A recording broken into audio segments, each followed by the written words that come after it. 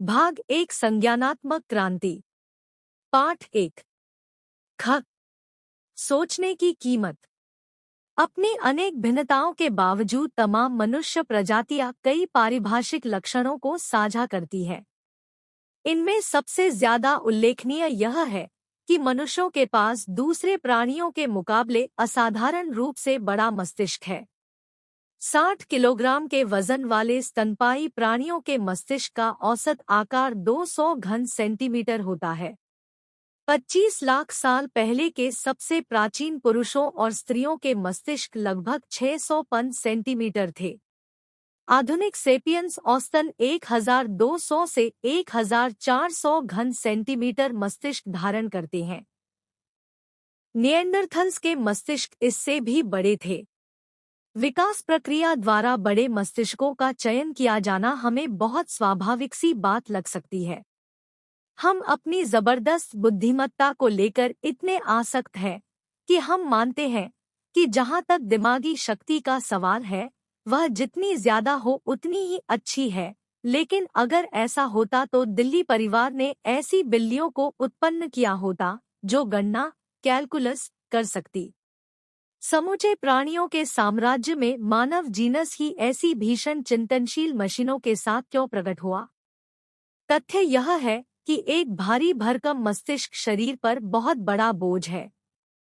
उसे ढोना आसान नहीं है, खास तौर से जब वह एक विशालकाय खोपड़ी के अंदर बंद हो। उसे ईंधन उपलब्ध कराना और भी मुश्किल है। सेपियंस में मस्तिष्क शरीर के कुल वजन का लगभग 2 से 3% होता है, लेकिन जिस वक्त शरीर आराम कर रहा होता है उस वक्त वह शरीर की 25% ऊर्जा का उपभोग करता है। इसकी तुलना में दूसरे वानरों के मस्तिष्कों को विश्राम काल में ऊर्जा के मात्र 8% की जरूरत होती है। आदिम मनुष्यों ने अपने विशाल मस्तिष्कों की कीमत 2 तरह से चुकाई। एक, उन्हें भोजन की तलाश में अपना ज्यादातर समय बिताना पड़ता था।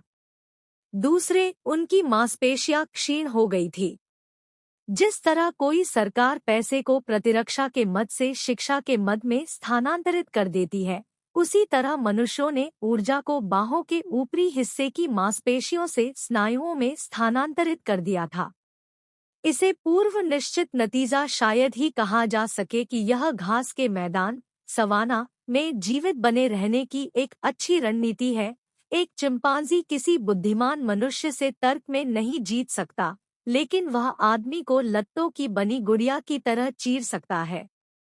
आज बड़े मस्तिष्क काफी कारगर हैं, क्योंकि हम कारें और बंदूकें तैयार कर सकते हैं जो हमें चिंपांजियों से ज्यादा तेज भागने में सक्षम बनाती है, और हम उनसे कुश्ती लड़ने के बजाय एक सुरक्षित दूरी से उन पर गोली दाग सकते हैं। लेकिन कारें और बंदूकें हाल ही की चीजें हैं। 20 लाख से ज्यादा वर्षों तक मनुष्यों का तंत्रिका नेटवर्क लगातार विकसित होता रहा, लेकिन कुछ चकमक चाकुओं तथा नुकीली छड़ियों के अलावा मनुष्यों के पास दिखाने लायक बहुत कम था। तब वह क्या चीज थी जिसने उन 20 लाख सालों के दौरान विशालकाय मानव मस्तिष्क के विकास को उत्प्रेरित किया? ईमानदारी से कहें तो हम कुछ नहीं जानते। एक अन्य अद्वितीय मानवीय लक्षण यह है कि हम अपने 2 पैरों पर सीधे खड़े होकर चलते हैं। सीधे खड़े होकर खेल या शत्रुओं के लिए घास के मैदान का निरीक्षण करना आसान है, और हाथ जो चलने के लिए गैर जरूरी है, पत्थर फेंकने या संकेत करने जैसे दूसरे कामों के लिए आजाद हैं। ये हाथ जितने ज्यादा से ज्यादा काम कर सकते थे, उतने ही इन हाथों के मालिक कामयाब थे। इसलिए विकासपरक दबाव स्नायुओं तथा हथेलियों और अंगुलियों की बढ़ती हुई एकाग्रता का कारण बना। नतीजतन मनुष्य अपने हाथों से मुश्किल काम कर सकता है। खास तौर से वे परिष्कृत औजार गढ़ सकते हैं और उनका इस्तेमाल कर सकते हैं। औजारों के निर्माण का पहला साक्ष्य 25 लाख साल पुराना है। औजारों का निर्माण तथा उपयोग यह कसौटी है जिसके आधार पर पुरातत्वविद प्राचीन मनुष्यों की पहचान करते हैं। लेकिन तनकर चलने का अपना नकारात्मक पहलू भी है। हमारे आद्य पूर्वजों का हड्डियों का ढांचा लाखों सालों के दौरान एक ऐसे प्राणी को थामे रखने के लिए विकसित हुआ था जो चारों पैरों पर चलता था और जिसका सिर अपेक्षाकृत छोटा था। तनकर खड़े होने की स्थिति के साथ सामंजस्य बैठाना खासी चुनौती थी, खास तौर से तब जब ढांचे को एक अतिरिक्त रूप से बड़े कपाल को थामना जरूरी था। मानवजाति ने अपनी बुलंद दृष्टि और उद्यमशील हाथों की कीमत पीठ के दर्द और गर्दन के अकड़ने से चुकाई। स्त्रियों को अतिरिक्त कीमत चुकानी पड़ी एक तनी हुई चाल के लिए। छोटे नितंब जरूरी थे जो प्रसव नलिका को संकुचित करने वाले थे, और ये ठीक उस वक्त जब शिशुओं के सिर उत्तरोत्तर बड़े हो रहे थे। प्रसवकालीन मृत्यु मनुष्य मादाओं के लिए एक बहुत बड़ा संकट बन गया। जिन स्त्रियों ने पहले बच्चे जने थे, जब शिशुओं के मस्तिष्क और सिर अपेक्षाकृत छोटे और लचीले हुआ करते थे, वे ज्यादा कामयाब रही थी और वे ज्यादा बच्चों को जन्म देने के लिए जीवित रह सको। प्राकृतिक वर्ण ने परिणामतः शुरुआती प्रसवों को सहारा दिया, और वाकई दूसरे प्राणियों के मुकाबले मनुष्यों का जन्म समय से पहले हो जाता है, जबकि उनके जीवन से जुड़ी बहुत सी कार्य प्रणालियां पूरी तरह से विकसित नहीं हुई होती। एक बछड़ा जन्म लेने के कुछ ही समय बाद दौड़ने लग सकता है। बिल्ली का बच्चा जन्म लेने के कुछ ही हफ्तों बाद अपनी मां को छोड़कर खुद ही अपने भोजन की तलाश में निकल पड़ता है। इंसानी बच्चे असहाय होते हैं। दे भरण पोषण, संरक्षण और शिक्षा के लिए कई वर्षों तक अपने बड़ों पर निर्भर रहते हैं।